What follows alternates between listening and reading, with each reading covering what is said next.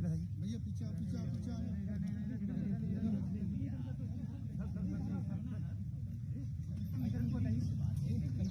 पीछे हो जा भाई पीछे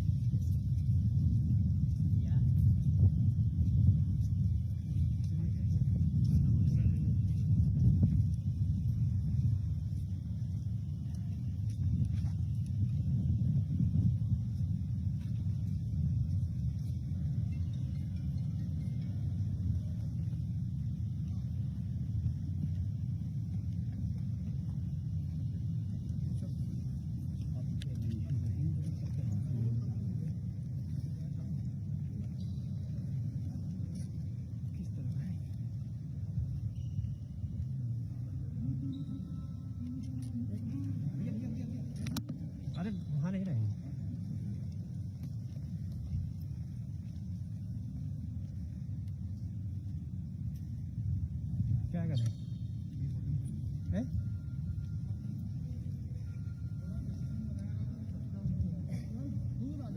हाँ पीछे आ जाओ, पीछे आ जाओ, पीछे आ जाओ। ये दोनों जो खड़े हैं ना, ये इनको वो स्टैंड हो इनको मत तो उसको आगे से हटा रहा है वो। पहले बता रहा हाँ हाँ पीछे ये इसको हटाना, वाइट वाला शर्ट वाला आगे आगे आ जाता है। हाँ इनको पीछे करो। नहीं वो स्टैंड वाला भी, बगल वाला भी। हाँ ये दोनों हाँ ये देख आगे से हटाइए। पीछे रहे पीछे सही है ना? बताओ तो बस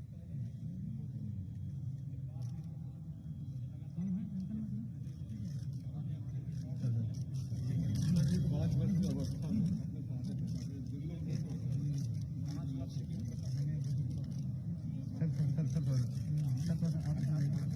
पीछे चल दो, पीछे बढ़ दो, पीछे बढ़ दो, पीछे बढ़ दो। ये कैमरा बीच में डालो ना।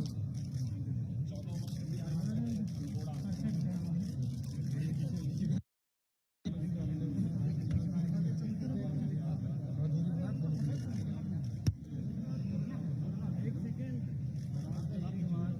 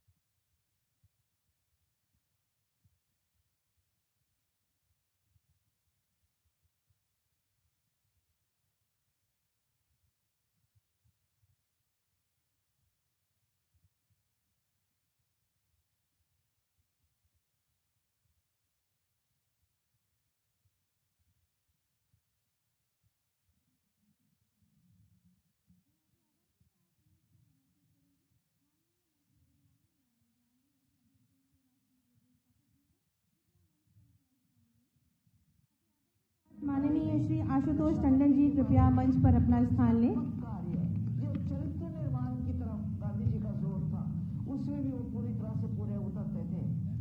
आजादी आने के बाद जो कार्य उन्हें सौंपा गया, चाहे वो स्टेट लेवल का था,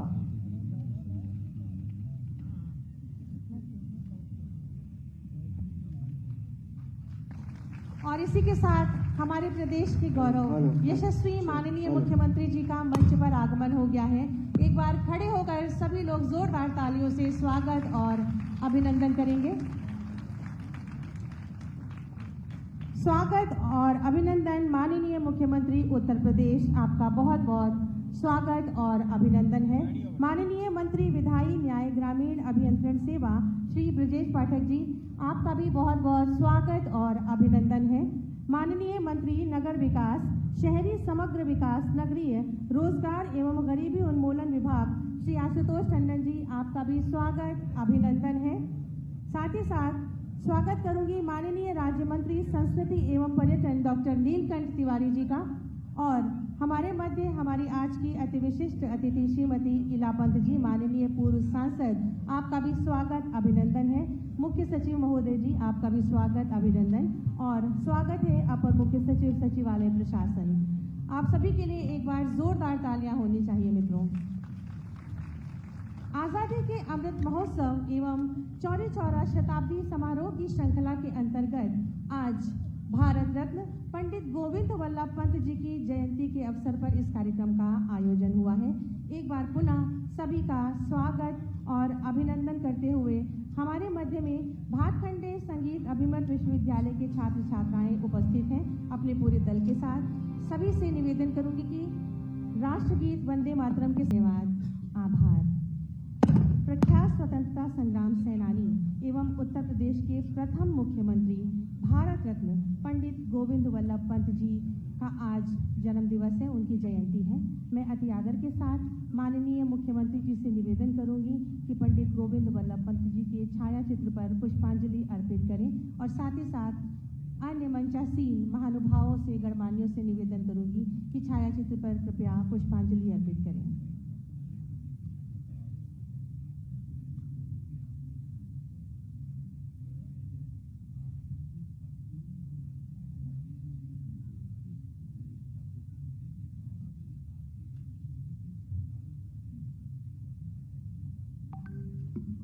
ये अति गौरवशाली क्षण है। इन क्षणों की शोभा को द्विगुणित हम अपनी तालियों के माध्यम से कर सकते हैं। जोरदार तालियां होनी चाहिए।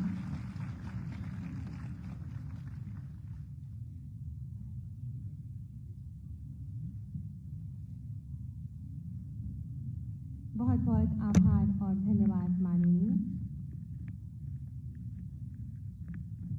अतिथि देवो भव की परंपरा का निर्वहन करते हुए मैं अति आदर के साथ माननीय संस्कृति एवं पर्यटन राज्य मंत्री स्वतंत्र प्रभार डॉक्टर नीलकंठ तिवारी जी से निवेदन करूंगी कि माननीय मुख्यमंत्री जी का स्वागत अंगवस्त्र और स्मृति चिन्ह के माध्यम से करें।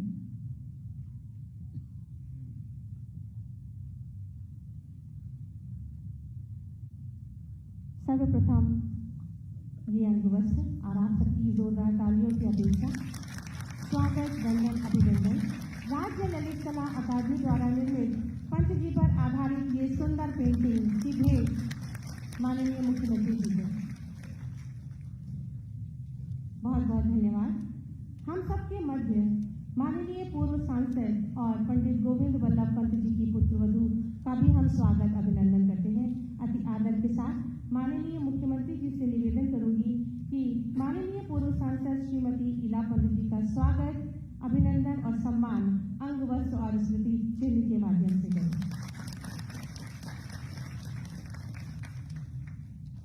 और ये कोदंडराम की भव्य प्रतिमा, स्वागत वंदन अभिनंदन, बहुत बहुत धन्यवाद। माननीय संस्कृति एवं पर्यटन राज्य मंत्री स्वतंत्र प्रभार डॉक्टर नीलकंठ तिवारी जी से अति आदर के साथ निवेदन करूंगी कि वे अपने स्वागत उद्बोधन से हमें अनुग्रहित करें।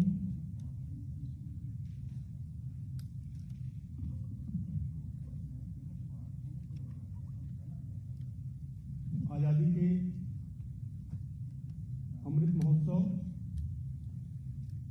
एवं चौरी चौरा के 100वें वर्ष के कार्यक्रम में उपस्थित उत्तर प्रदेश के माननीय मुख्यमंत्री श्रीमान योगी आदित्यनाथ जी महाराज, माननीय मंत्री श्रीमान ब्रजेश पाठक जी, माननीय मंत्री श्रीमान आशुतोष टंडन जी, सामने बैठे हुए माननीय मंत्रीगण, आदरणीय श्रीमती ईला पंत जी, मुख्य सचिव उत्तर प्रदेश, अपर मुख्य सचिव हेमंत राव जी, सामने बैठे हुए भाइयों बहनों, आजादी के 15वें वर्ष 75वें वर्ष में 12 मार्च 1920 से 2020 से माननीय प्रधानमंत्री जी ने आजादी के अमृत महोत्सव का आगाज किया साबरमती से। यह भाव लेकर के कि 1930 में 12 मार्च के दिवस पर भी पूज्य बापू ने आत्मनिर्भर भारत के अभियान को लेकर के नमक सत्याग्रह का शुभारंभ किया था, दांडी यात्रा प्रारंभ की। इतिहास बताता है, सभ्यताएं बताती हैं कि वर्तमान पीढ़ी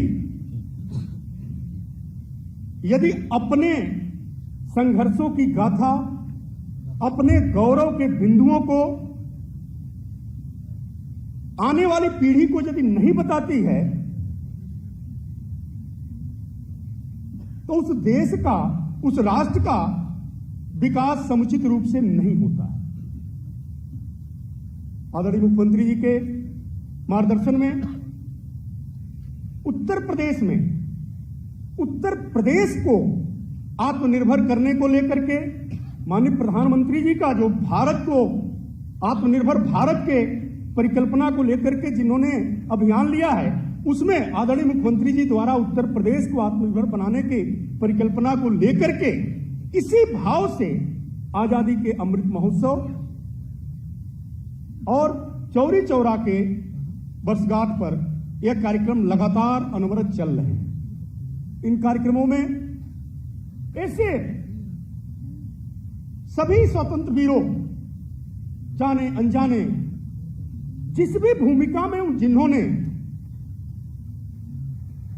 राष्ट्र को, भारत माता को स्वतंत्र कराने के लिए अपनी भूमिका का निर्वहन किया, सभी को, सभी के विचारों को, उनके गौरव के पक्ष को आने वाले पीढ़ियों को बताने का काम, उत्तर प्रदेश के विकास में, उत्तर प्रदेश के स्वाभिमान में उनकी क्या भूमिका रही, इस बात को बताने को लेकर के आदरणीय मुख्यमंत्री जी के नेतृत्व में यह अभियान लगातार चलाया जा रहा है। आज पूज्य पंडित गोविंद बल्लभ पंत जी के जन्म जयंती पर यह कार्यक्रम आयोजित है। पूज्य पंत जी स्वतंत्रता के पहले ही राष्ट्र रचना के विभिन्न कार्यों में लगातार पूज्य बापू के सानिध्य में रह करके कार्य प्रारंभ कर दिया था और स्वतंत्रता के बाद उत्तर प्रदेश की रचना को लेकर के काम प्रारंभ किया और 1954-55 में केंद्र की भी रचना में उन्होंने अपनी भूमिका का निर्वहन किया। ऐसे पूज्य पंत जी के जन्म जयंती पर आजादी के अमृत महोत्सव और चौरी चौरा के वर्षगांठ के इस कार्यक्रम में उपस्थित आदरणीय मुख्यमंत्री जी का मैं हृदय से अभिनंदन करता हूं, वंदन करता हूं, स्वागत करता हूं। मंच पर विराजमान आदरणीय मंत्री ब्रजेश पाठक जी, आदरणीय मंत्री आशुतोष टंडन जी और सबसे महत्वपूर्ण पूज्य पंत जी के परिवार से संपर्क रखने वाली, पूज्य पंत जी के परिवार के आदरणीय इला पंत जी हम लोगों के बीच में हैं, उनका मैं विशेष तौर पर हाथ जोड़ करके प्रार्थना पूर्वक अभिनंदन करता हूं, वंदन करता हूं। इस कार्यक्रम में आने के लिए उन्होंने समय दिया, इसके लिए उनका आभार भी व्यक्त करता हूं। आप सभी का सामने बैठे हुए माननीय मंत्रीगण, भाइयों बहनों, सबका मैं हृदय से अभिनंदन करता हूं, इस कार्यक्रम में स्वागत करता हूं। बहुत बहुत धन्यवाद। बहुत बहुत धन्यवाद सर। पंडित गोविंद वल्लभ पंत जी प्रसिद्ध स्वतंत्रता सेनानी और वरिष्ठ भारतीय राजनेता थे। उनका पूरा जीवन एक प्रेरणा स्रोत था। हमारे मध्य श्रीमती इला पंत जी माननीय पूर्व सांसद मौजूद हैं, जो कि उनके जीवन से जुड़े हुए प्रेरणादायी संस्मरण को हमसे साझा करेंगी। अति आदर के साथ आपको आमंत्रित करूंगी कि अपने संस्मरण संबोधन से हमें कृतार्थ करें।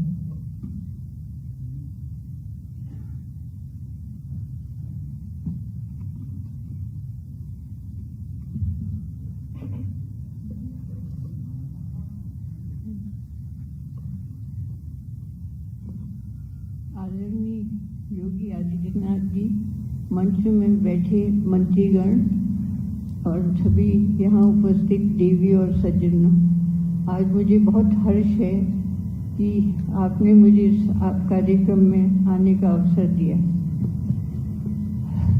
जैसा आप लोगों को ज्ञात है, पंजी अल्मोड़े जिले के सुदूर गांव खोट में उनका जन्म हुआ था और उनकी शिक्षा, प्रारंभिक शिक्षा अल्मोड़े के रैमजी कॉलेज में हुई थी। उसके बाद वो इलाहाबाद विश्वविद्यालय में गए लॉ पढ़ने के लिए। अब हर वर्ष हम ये समारोह करते हैं उनकी जन्म जयंती के अवसर पर। इसका उद्देश्य है कि जो नवयुवक हैं, जो नई पीढ़ी है, उन लोगों को ये ज्ञात हो कि जो आज़ादी हमको मिली तो इतनी आसानी से नहीं मिली। इसका करीब 100 वर्ष से अधिक संग्राम चला और इसमें हजारों लोग ऐसे थे जिन्होंने अपने प्राण गंवाए, जिनके बारे में कुछ मालूम भी नहीं है। और पंजी का सौभाग्य था कि उन्होंने स्वतंत्र भारत को देखा और उसकी सेवा करने का उनको कुछ समय मिला। शुरू में जब पंजी इलाहाबाद यूनिवर्सिटी में, प्रयागराज यूनिवर्सिटी में पढ़ते थे, तो छात्रों में बड़ी मेधावी छात्र समझे जाते थे। उस समय 1905 में कुंभ मेला चल रहा था प्रयागराज में और वो लोग जो विद्यार्थी थे वो वॉलंटियर्स की तरह काम करते थे। अब उस समय अंग्रेजी सरकार ने बंगाल का विभाजन किया था, जिसका पूरे देश में बड़ा विद्रोह था और पंजी छात्र होते हुए भी उन्होंने सरकार के खिलाफ कई भाषण दे दिए। तो ये हुआ कि जो यूनिवर्सिटी के प्रोफेसर थे उन्होंने कहा कि उनको इस परीक्षा नहीं दे सकते। तो उनके प्रोफेसर जो थे उन्होंने बहुत कहा कि भाई ये बड़े मेधावी छात्र हैं तो इनको परीक्षा देनी दी जाए। तो उन्होंने लॉ की परीक्षा दी, जिसमें वो प्रथम श्रेणी में पास हुए और उनको लंकडन गोल्ड मेडल, जो एक बड़ा खास मेडल होता था, वो मिला। वकालत उन्होंने शुरू करी और शुरू में वो स्वतंत्रता सेनानियों के केसेस लेते थे, उनको सहायता करते थे। काकोरी केस वगैरह में भी उन्होंने काफ़ी सहायता करी थी। अब अगर उनके जीवन को देखें तो वकालत छोड़ने के बाद उनका या तो समय ब्रिटिश जेलों में रहा या कॉन्स्टिट्यूएंट असेंबली और पार्लियामेंट में उनका जीवन बीता। और अभी भी आप लोगों को भी याद होगा जब साइमन कमीशन लखनऊ में आया तो यहीं ये चारबाग स्टेशन में उसका विरोध हुआ। उसमें पंजी भी थे और ये ब्रिटिश जो पुलिस थी उनकी लाठियों से उन लोगों को बहुत चोटें लगी, जिससे उनको जन्म भर उनको शारीरिक बड़ा कष्ट रहा। उसके उपरांत वो ब्रिटिश जेल्स की मैं बात करती हूँ तो कई वर्ष तो अल्मोड़े और कई और जेलों में रहे। उसके बाद सबसे लंबा जो उनका कारावास था वो 1942 में अहमदनगर जेल में वो 4 वर्ष रहे। और शुरू के वर्ष में परिवार को ये मालूम नहीं था कि वो जीवित है कि नहीं है, तो इस तरह उनका बड़ा संघर्षमय जीवन रहा। अब उपलब्धियों में ये था कि 1937 से 1939 तक वो उस समय यूनाइटेड प्रोविंसेस कहा जाता था उत्तर प्रदेश को, तो प्रीमियर रहे, उस समय प्रीमियर कहा जाता था। और उसके बाद स्वतंत्रता मिलने के बाद वो करीब 10 वर्ष तक उत्तर प्रदेश के मुख्यमंत्री रहे। उसके बाद वो दिल्ली गए गृह मंत्री बनने को। उत्तर प्रदेश में जब वो थे तो कई बड़े महत्वपूर्ण निर्णय लिए गए, जैसे जमींदारी उन्मूलन है और अन्य कई मुद्दे थे। और जब वो गृह मंत्री थे तो उन्होंने उस समय स्टेट रीऑर्गेनाइजेशन था जो कि बड़ी कठिन समस्या थी, उसको हल किया और हिंदी को राष्ट्रभाषा बनाया। अब पंत जी के जीवन से हम यही समझ सकते हैं कि अंतिम समय तक वो देश की सेवा करते रहे। जब मुझे याद है कि 1961 में उनका पार्लियामेंट में कुछ उनको जवाब देना था, दूसरे दिन पार्लियामेंट में किसी डिबेट का उत्तर देना था, तो उनकी तबीयत ठीक नहीं थी। तो उन्होंने कहा कि भाई अशोक सेन को बुला लो। अशोक सेन उस समय लॉ मिनिस्टर होते थे, तो उनसे वो कुछ डिक्टेशन करने लगे। और देन उसके बाद वो कुछ अंग्रेजी में बोले, फिर थोड़ा हिंदी में बोले, फिर अपनी कुमाऊं भाषा में उन्होंने अंतिम शब्द अपने कहे और उसके बाद वो अचेत हो गए। तो इस तरह उनका जीवन बीता, अंत तक वो देश के काम ही करते रहे। तो इस तरह के जीवन से हम लोगों को एक लेना चाहिए कि जो भी देशभक्त थे उनको देश उनके लिए सर्वोपरि है। इसीलिए आज तक भी हम लोग उनका ये समारोह मनाते हैं। अब उत्तर प्रदेश एक समय देश के अग्रिम स्टेट्स में था। अब अभी भी मैं सोचती हूँ कि योगी आदित्यनाथ जी जितना परिश्रम कर रहे हैं, तो मुझे पूरी आशा है कि ये प्रदेश फिर उसी ऊंचाइयों में पहुंचेगा। मुझे ख्याल आता है जब योगी जी दिल्ली पहली बार आए थे तो इनकी ये अवस्था तो बहुत कम थी और ये पार्लियामेंट में बहुत सक्रिय रहते थे। तो इसी हिसाब से मैं सोचती हूँ कि आज भी ये बहुत सक्रिय हैं और बड़ा परिश्रम करते हैं। तो मुझे पूरी आशा है कि उत्तर प्रदेश इनके उसमें लीडरशिप में बहुत उन्नति करेगा। और इन्हीं शब्दों के साथ मैं आप सर्वों का फिर से धन्यवाद देती हूँ। बहुत बहुत आभार। भारत रत्न पंडित गोविंद वल्लभ पंत जी का जीवन एक प्रेरणा था और उनसे शिक्षा लेना जो हमारी आज की युवा पीढ़ी है उनके लिए बहुत आवश्यक है। आपका बहुत बहुत धन्यवाद माननीय। ओज एवं वीरता से पूर्ण आज़ादी से संबंधित विद्यार्थियों की काव्य लेखन प्रतियोगिता और जनपद स्तरीय भाषण प्रतियोगिता का आयोजन किया गया था, जिसके परिणाम घोषित हो चुके हैं।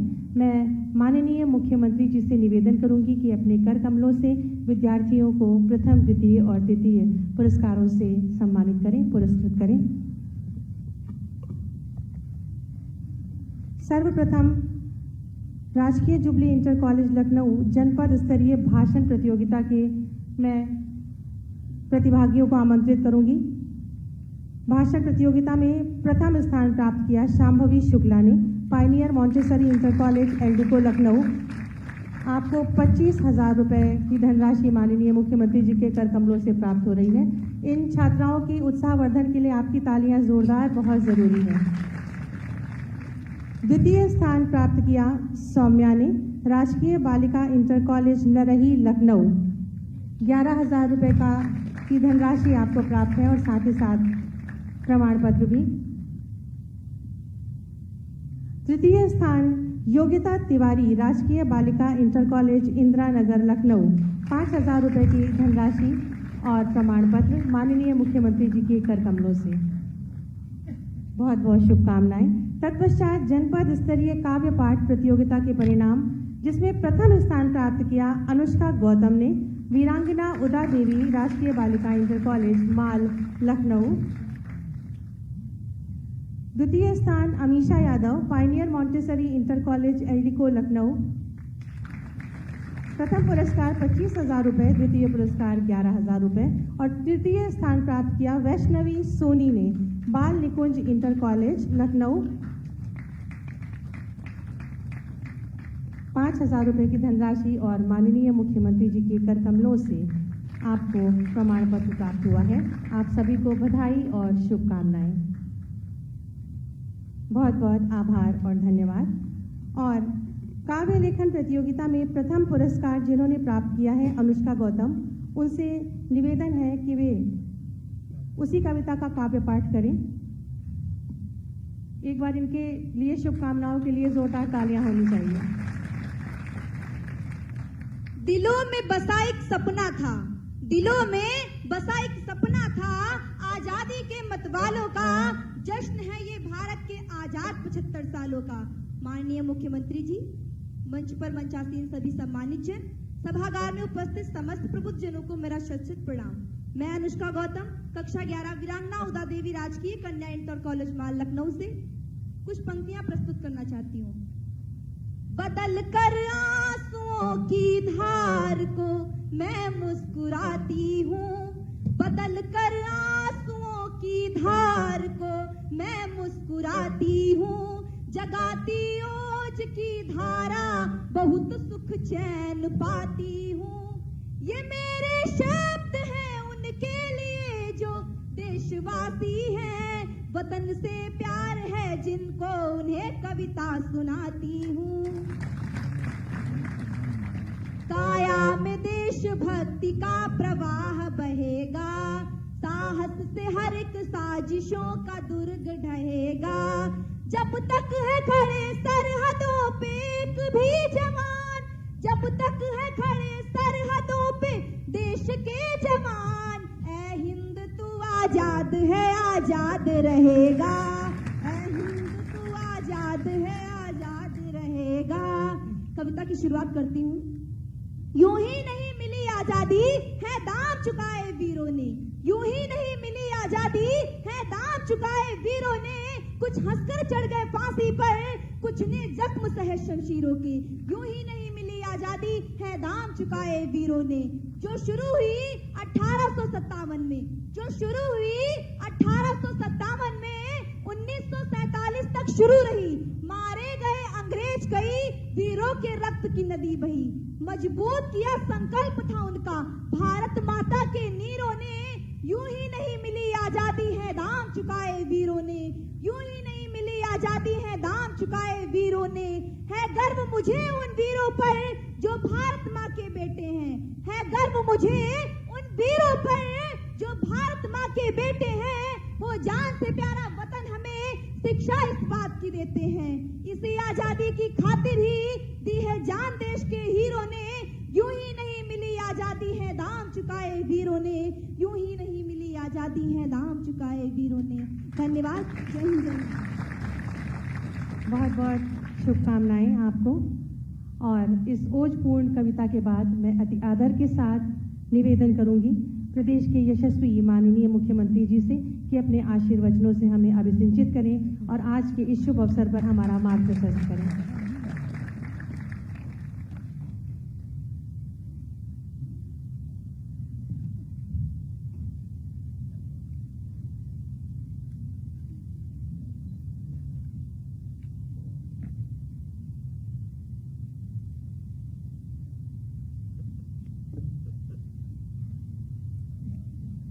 प्रख्यात स्वतंत्रता संग्राम सेनानी, उत्तर प्रदेश के प्रथम मुख्यमंत्री, भारत रत्न पंडित गोविंद बल्लभ पंत जी की पावन जयंती कार्यक्रम में आज इस मंच पर उपस्थित पूर्व सांसद एवं पंडित गोविंद बल्लभ पंत जी की पुत्रवधू श्रीमती इला पंत जी, मंच पर उपस्थित मेरे मंत्रिमंडल के सहयोगीगण, विधि एवं न्याय मंत्री श्री ब्रजेश पाठक जी, नगर विकास के मंत्री श्री आशुतोष टंडन जी, श्रम एवं सेवायोजन के मंत्री श्री स्वामी प्रसाद मौर्य जी, पर्यटन एवं संस्कृति मंत्री डॉक्टर नीलकंठ तिवारी जी, प्रदेश के मुख्य सचिव श्री आर के तिवारी जी, आज के इस समारोह में उपस्थित पंडित गोविंद बल्लभ पंत स्मृति समिति से जुड़े हुए सभी पदाधिकारीगण, उपस्थित भाइयों बहनों एवं प्यारे बच्चों,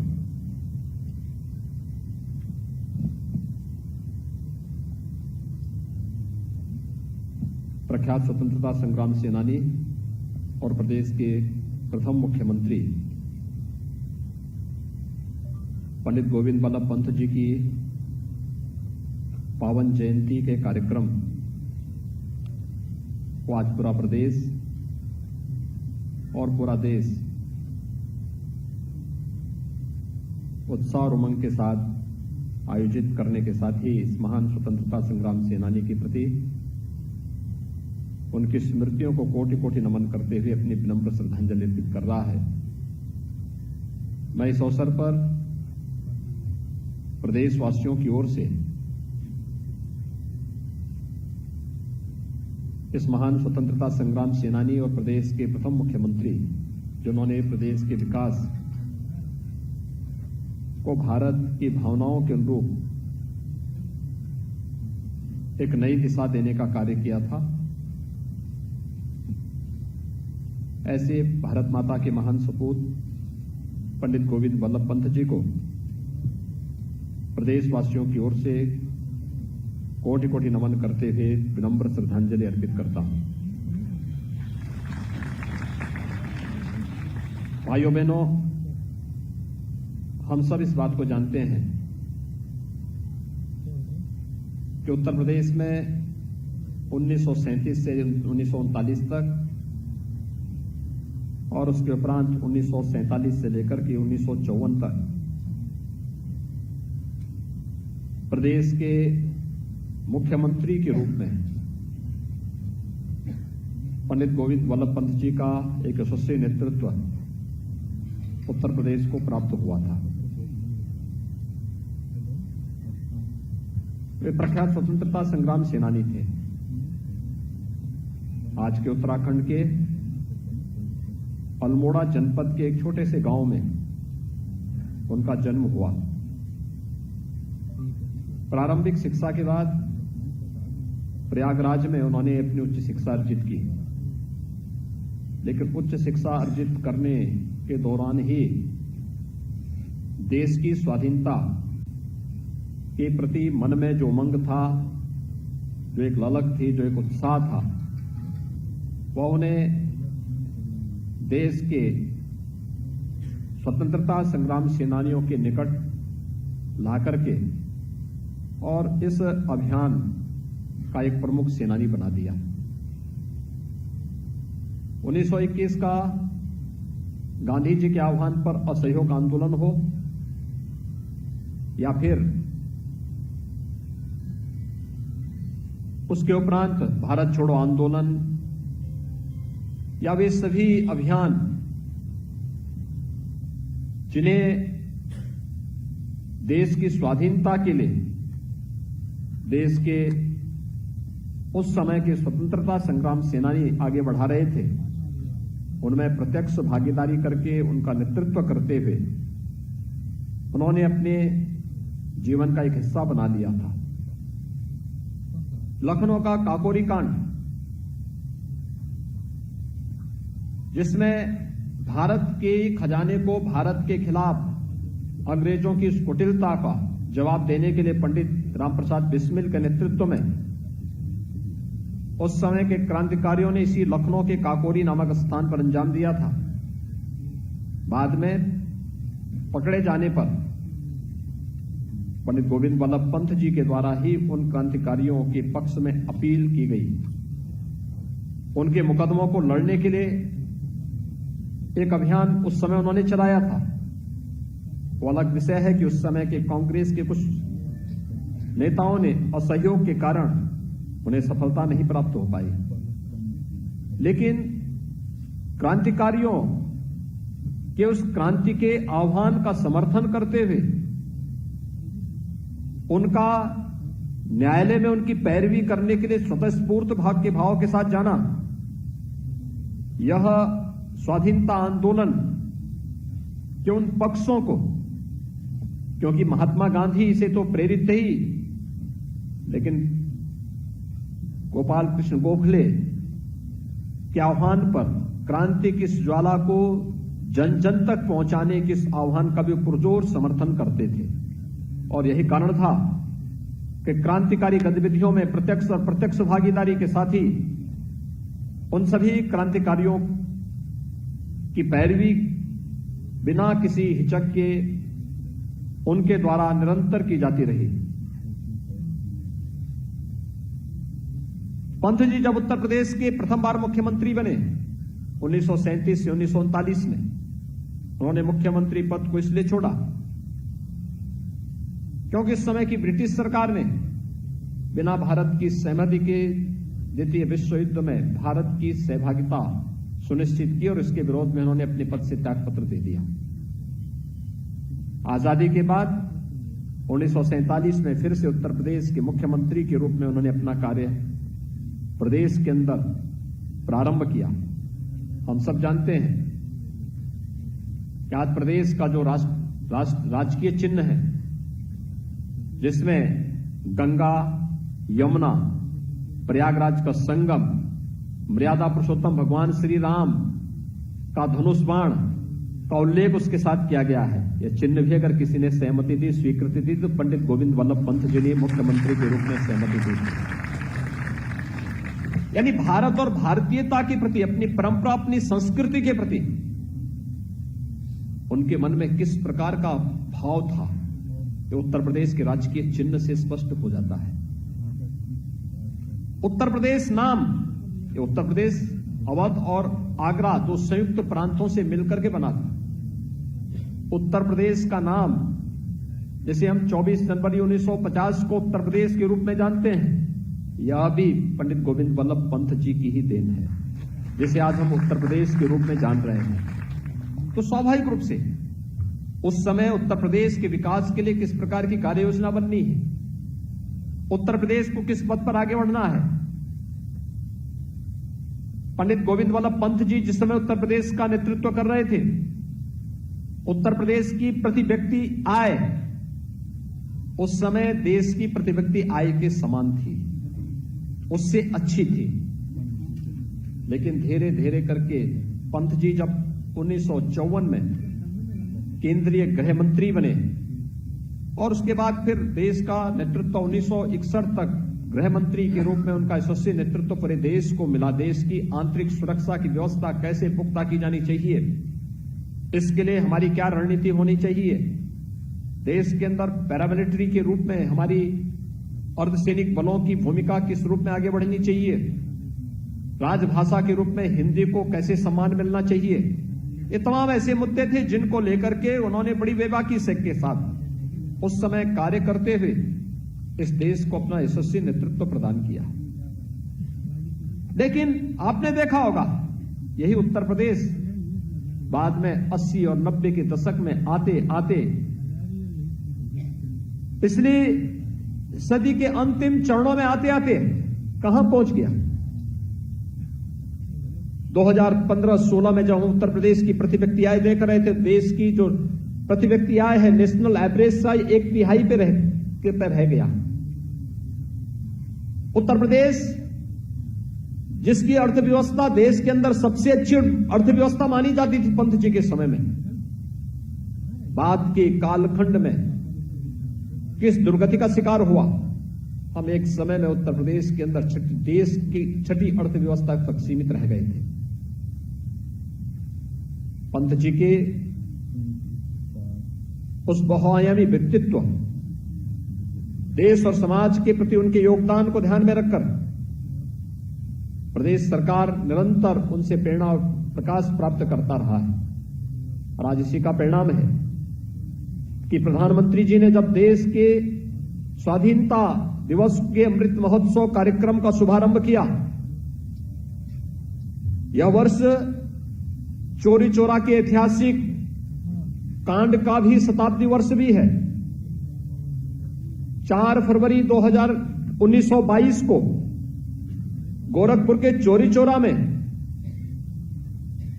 उस समय के क्रांतिकारियों ने, किसानों ने, मजदूरों ने अंग्रेज हुकूमत के खिलाफ एक क्रांति का बिगुल फूंका था। उत्तर प्रदेश इस शताब्दी वर्ष की स्मृतियों को बड़ी ओजस्विता के साथ पूरे प्रदेश के अंदर और आजादी के अमृत महोत्सव कार्यक्रम को भी बड़े हर्षोल्लास के साथ मना रहा है। स्वाभाविक रूप से हमारे लिए अपने स्वतंत्रता संग्राम सेनानियों के प्रति नमन करने, उनके प्रति श्रद्धांजलि अर्पित करने का एक अवसर हम सबके सामने आया है। और यह अवसर हमारे लिए अद्भुत है कि प्रख्यात स्वतंत्रता संग्राम सेनानी और प्रदेश के मुख्यमंत्री के रूप में जिन्होंने अपना यशस्वी मार्गदर्शन, नेतृत्व प्रदेशवासियों को दिया, पंडित गोविंद बल्लभ पंत जी को हम स्मरण कर सकें। और आज जब उत्तर प्रदेश इस दिशा में आगे बढ़ रहा है तो मुझे बताते हुए प्रसन्नता है कि गोविंद बल्लभ पंत जी ने उत्तर प्रदेश को देश के नंबर 1 की इकोनॉमी में पहुंचाने के जो बेड़ा उठाया था, उस समय लेकर के गए थे। उत्तर प्रदेश आज तेजी के साथ उस दिशा में अग्रसर है। विगत 4 वर्ष के दौरान उत्तर प्रदेश देश की दूसरे नंबर की अर्थव्यवस्था बनी है। उत्तर प्रदेश की कानून व्यवस्था देश के अंदर आज एक नजीर के रूप में प्रस्तुत की जा रही है।